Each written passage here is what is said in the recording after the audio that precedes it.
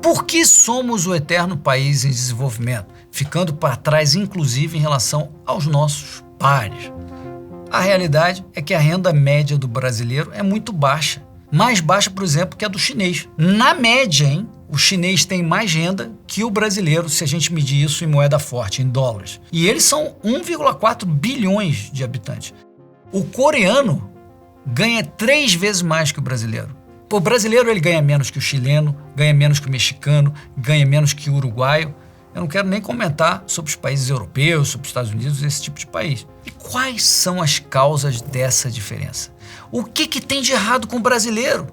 Na verdade, não tem nada errado com o brasileiro. O que tem de errado são as condições e as políticas econômicas do Brasil, que só permite que tenhamos renda baixa. Como a gente viu na primeira lição, a diferença está no estoque e disponibilidade de capital que existe aqui no Brasil. O capital investido per capita, né, por cabeça, é maior daqueles outros países que eu falei.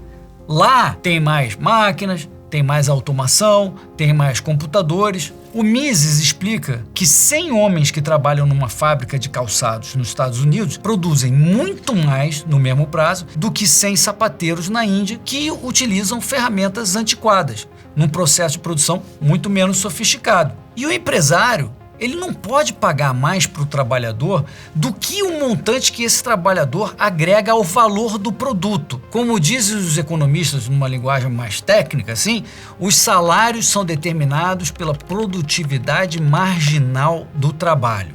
Os ingleses, eles passaram a poupar e investir em negócios antes de outros países. Eles ficaram ricos primeiro. Aí vieram os alemães, os suíços, os americanos, passaram a poupar e investir depois e acabaram ficando ricos também. Nas últimas décadas, a gente viu que a China saiu da miséria e ficou com uma renda maior que a brasileira, justamente porque eles pouparam muito. Em crescimento não existe atalho. É preciso o sacrifício de poupar e o suor do trabalho. Mas o Mises aí explica o que a gente quer falar nessa lição.